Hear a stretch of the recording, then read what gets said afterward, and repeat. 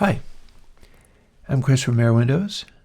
The chaos is kind of heavily with me today as I've been trying to revamp my studio and everything is all kind of flaky.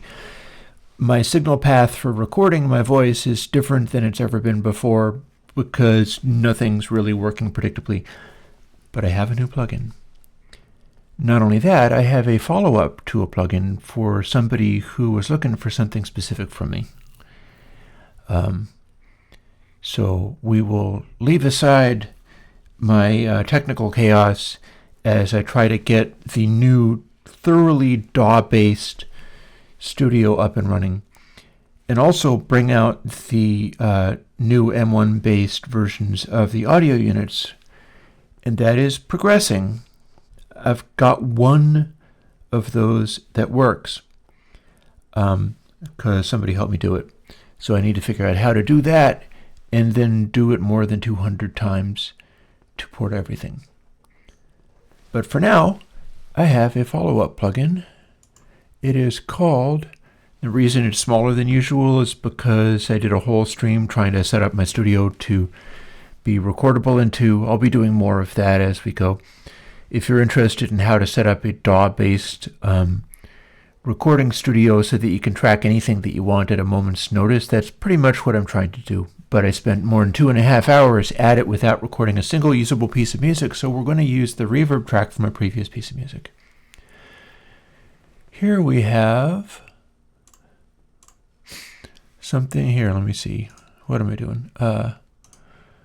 Switching over to this. That's good enough.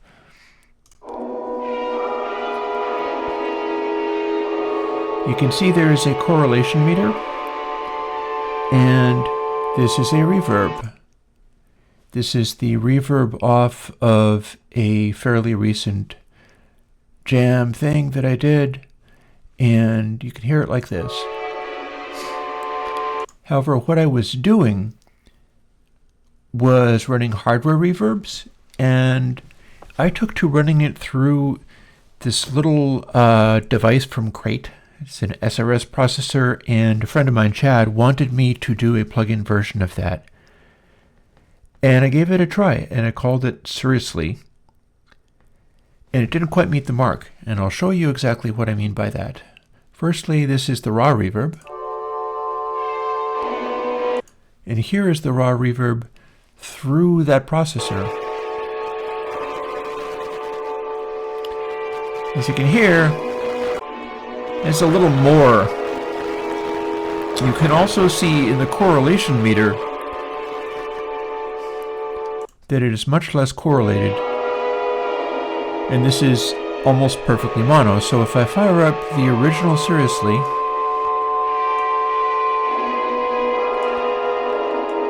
that's still pretty mono. And the reason is because it was using sort of the delay trickery that was originally in the Crate and was detailed in a Popular Mechanics article. So I didn't actually get to copy any of their code or any of their stuff, but I added some peaks and things in the direction, in the places they were supposed to be. And got this. But you can see the correlation meter says that's not the same. Now, what the original just did was, this is the mid channel with the side turned down. The original device, you could put things that start at 12 o'clock and it would be relatively normal. Not completely, but relatively normal. And you'd usually sort of leave center alone. If you cut it completely, it would cut out the center channel completely. Same for side. You could cut space out completely and it would cut the side out completely.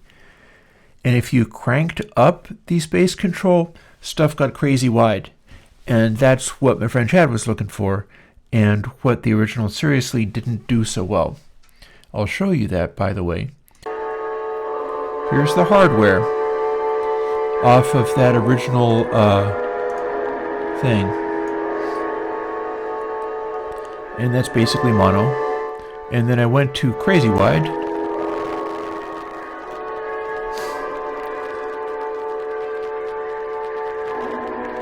And pushed it so hard that it really kind of distorted a lot.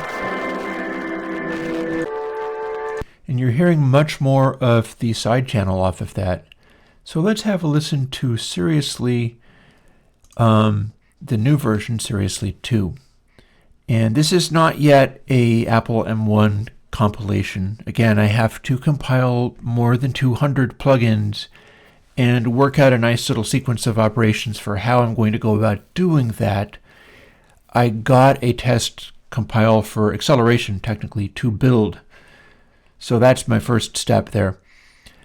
Let's hear the ultra wide.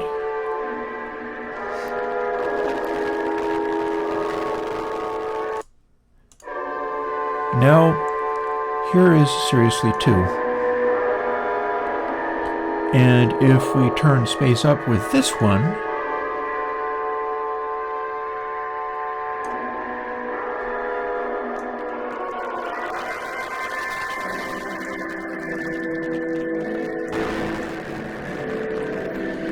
now you'll notice this doesn't sound exactly the same.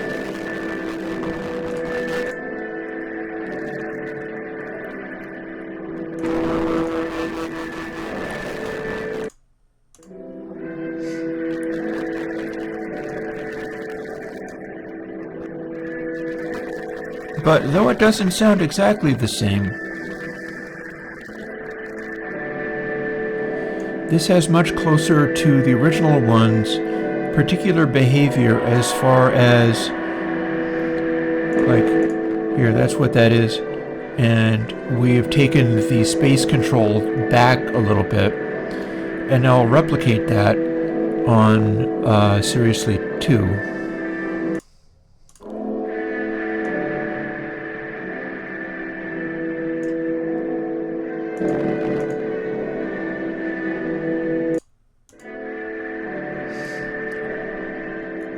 We can also fool with the Q, which the original hardware does not have. It could be kind of broad-based, or much more focused. Because the thing is, the Q in the original one and in the plugin is for producing this sort of holographic weird effect that resembles what happens in binaural recordings. So it's making these little notches and peaks and things. And you can make that more focused with a high Q setting like this. Or pull it back a lot for a more generalized sense.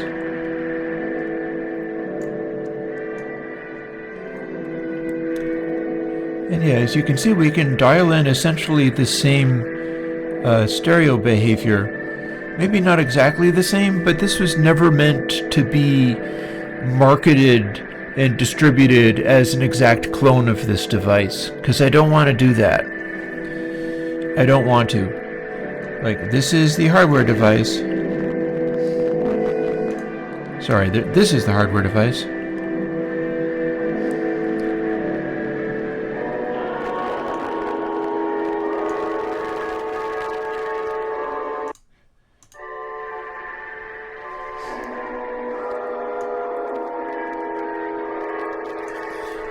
And there's Srsly2.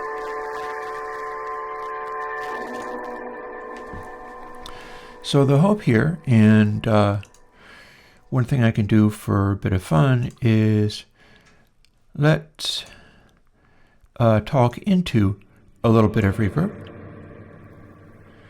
And we can hear how the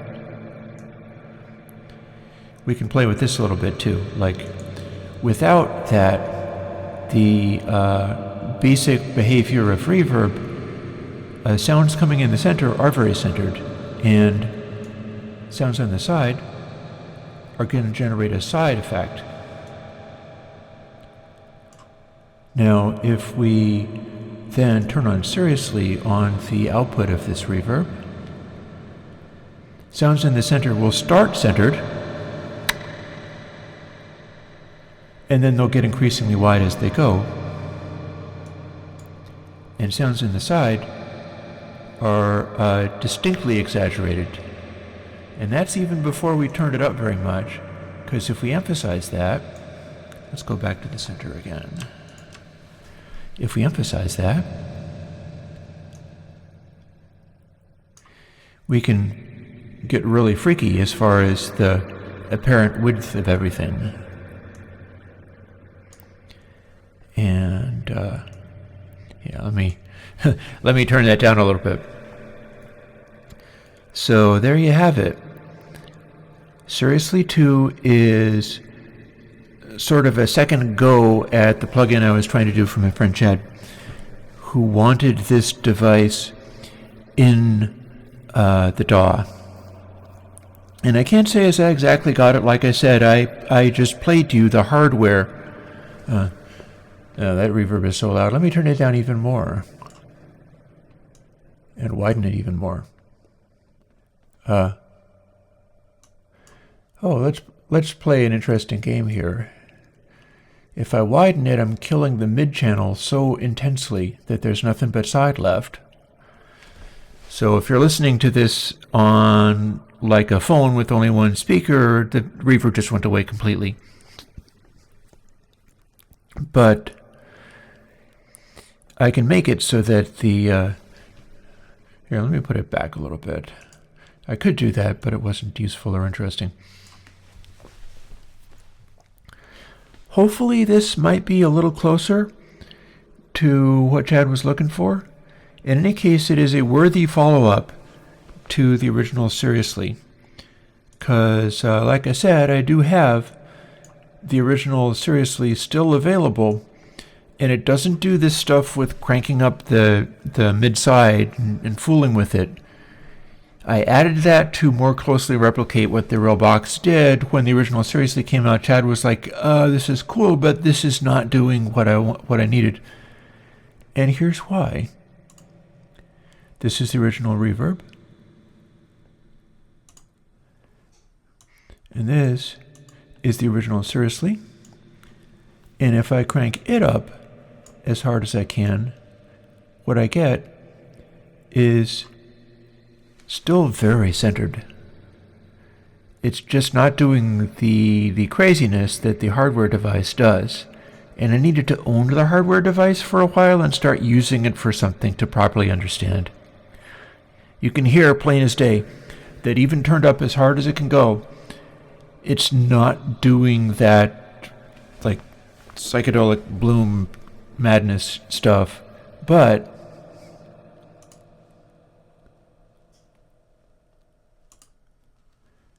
it's pretty plain to hear that the replacement starts doing something kind of interesting.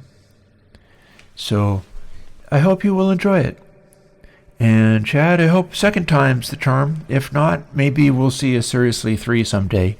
Or maybe not. The point is, I'm going to try to come back and do the thing that you were looking for in your in-the-box mixing. And as usual, one of the reasons that this happened is I had the device to fool with, but I also had a purpose to do with it. It's hard for me to do stuff that I'm not making use of myself.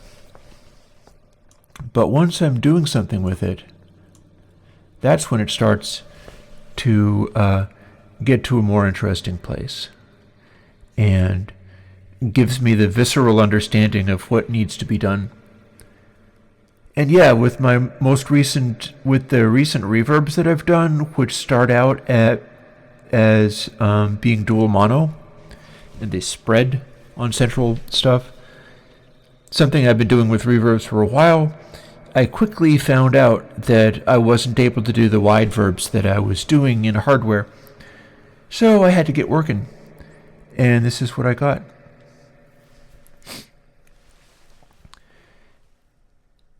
What else is coming? Well, like I said, I'll be doing work on the M1 compiles.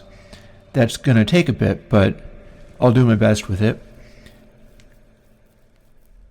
And I have a follow-up coming pretty soon.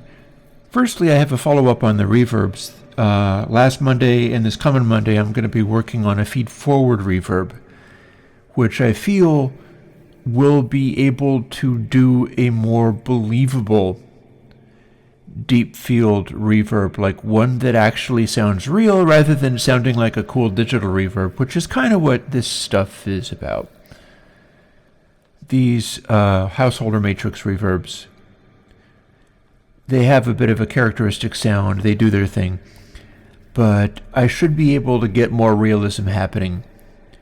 I'm onto some of the technologies for doing that. I also have a follow-up on a plugin I haven't talked about for a while, namely Purist Console. Because it turns out I can still make use of the modifications that I made in Console 7, even though Purist Console doesn't have some of the same characteristics and it's supposed to be completely transparent. So I'm trying something in there which ought to give you more sort of high frequency air and detail and spatiality than the original Purist Console had, while also suppressing aliasing for high sample rate stuff. And all this, plus my ability to get pieces of hardware, eventually learn them, it doesn't happen overnight, and do plugins about them, is because I'm supported by Patreon. So I'm very pleased about that. I would also note that the fellow helping me to do that first compile is named Oli Larkin. He has a project called iPlug2, if I'm remembering it correctly. And he has a Patreon too. I'm supporting it. So if you like that, and you like the fact that he's helping me do these M1 plugins, maybe you want to go and support that. It's even a GUI interface that lets you do like web plugins and things. So his work is worth supporting. And yeah, mine progresses. I'm going to see whether I can't get stuff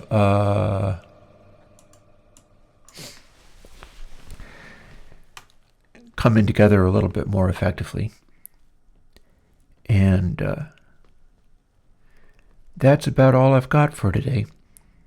Let me bounce back to...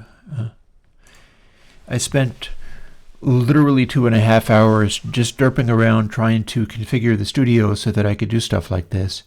I think I got far enough that next time I'll be able to like come up with some music and just improvise different kinds of parts over it and have it be a decent workflow.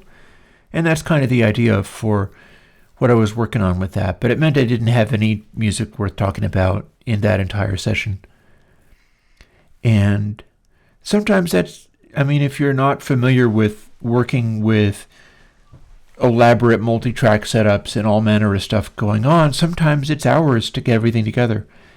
And if you want to see what that's like with somebody who has some experience at that sort of thing, well, I am demonstrating it in live streams.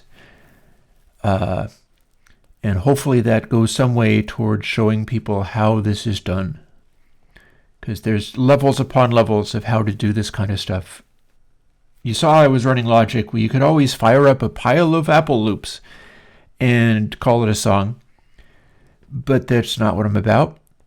So I kind of got to do it the hard way, and I'm like talking my way through it as best I can. So, on that note, I hope you enjoy Srsly2. I'm hoping that it meets the bar as far as getting close enough to what that hardware did, because it's absolutely correct that the previous one wasn't doing what the hardware did, but I think the new one is at least closer and might actually be close enough to work for the intended purpose. And I'll talk to you later. Bye-bye.